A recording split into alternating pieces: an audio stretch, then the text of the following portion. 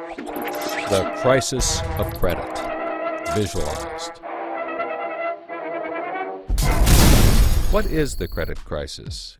It's a worldwide financial fiasco involving terms you've probably heard like subprime mortgages, collateralized debt obligations, frozen credit markets, and credit default swaps. Who's affected?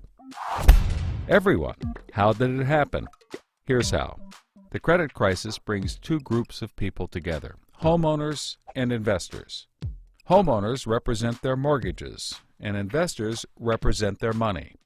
These mortgages represent houses, and this money represents large institutions like pension funds, insurance companies, sovereign funds, mutual funds, etc.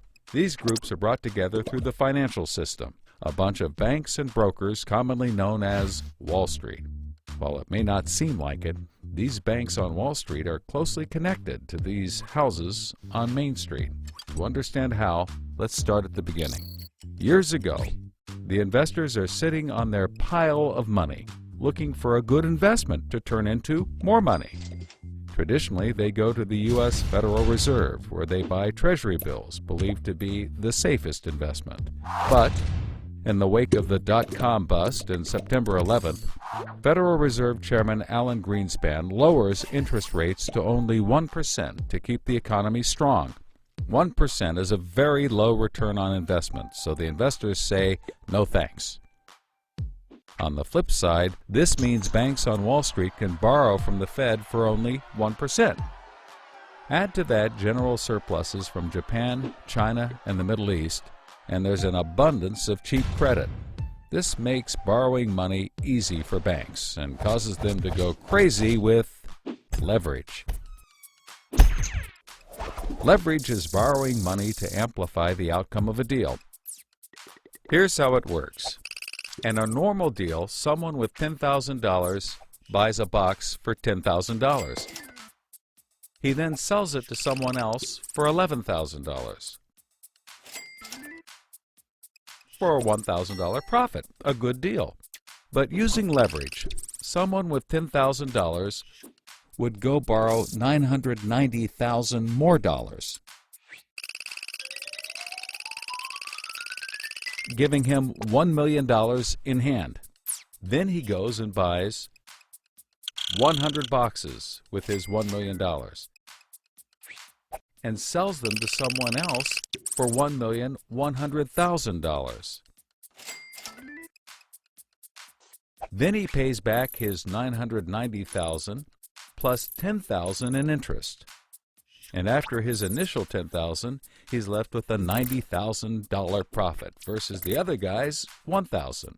Leverage turns good deals into great deals. This is a major way banks make their money. So Wall Street takes out a ton of credit, makes great deals, and grows tremendously rich, and then pays it back.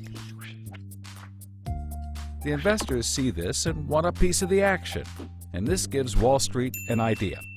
They can connect the investors to the homeowners through mortgages.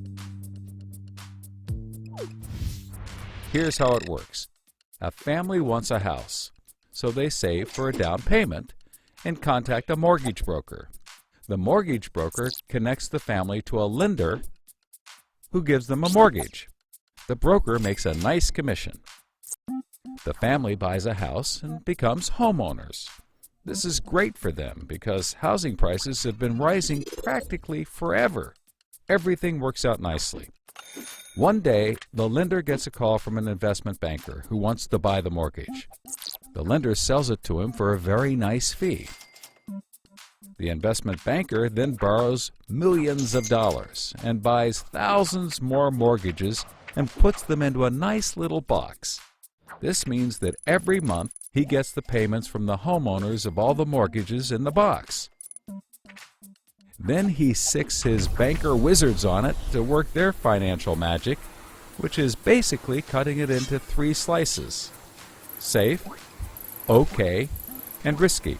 They pack the slices back up in the box and call it a collateralized debt obligation, or CDO. A CDO works like 3 cascading trays. As money comes in, the top tray fills first, then spills over into the middle, and whatever is left into the bottom.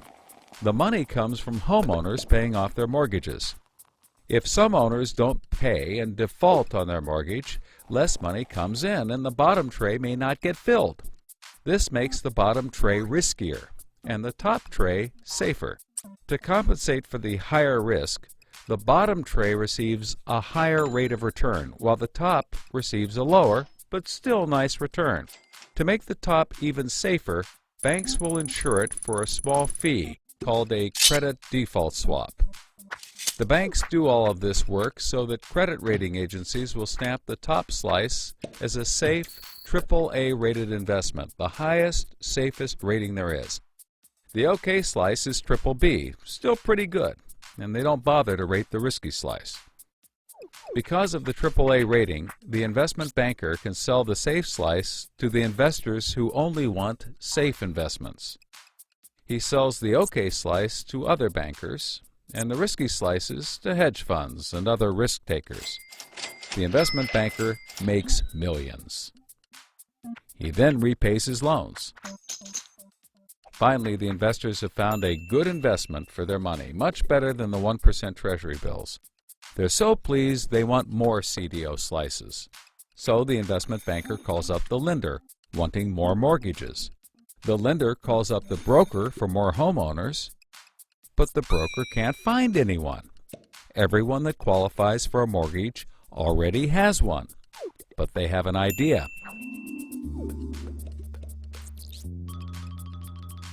When homeowners default on their mortgage, the lender gets the house, and houses are always increasing in value.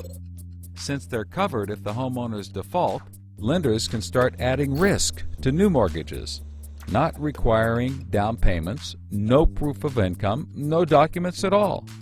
And that's exactly what they did. So instead of lending to responsible homeowners, called prime mortgages, they started to get some that were, well, less responsible. These are subprime mortgages. This is the turning point. So, just like always, the mortgage broker connects the family with a lender and a mortgage, making his commission. The family buys a big house. The lender sells the mortgage to the investment banker,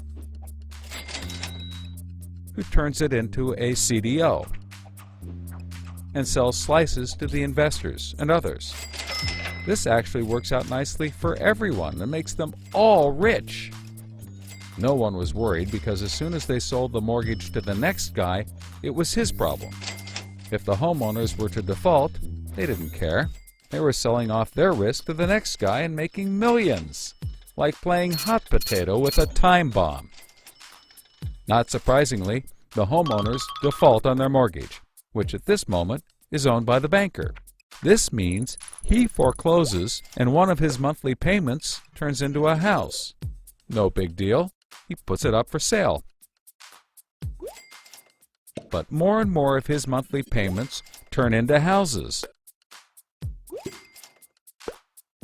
Now there are so many houses for sale on the market, creating more supply than there is demand, and housing prices aren't rising anymore. In fact, they plummet.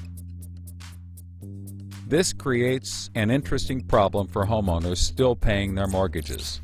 As all the houses in their neighborhood go up for sale, the value of their house goes down, and they start to wonder why they're paying back their $300,000 mortgage when the house is now worth only $90,000. They decide that it doesn't make sense to continue paying, even though they can afford to, and they walk away from their house. Default rates sweep the country and prices plummet.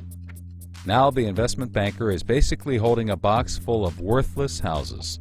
He calls up his buddy the investor to sell his CDO, but the investor isn't stupid and says no thanks.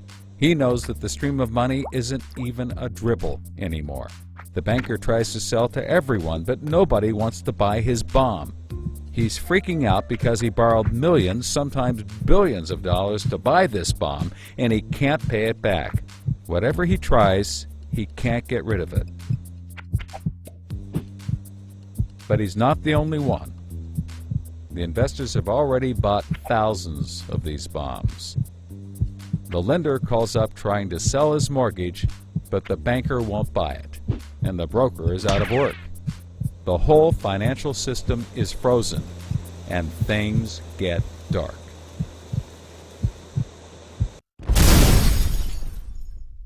Everybody starts going bankrupt.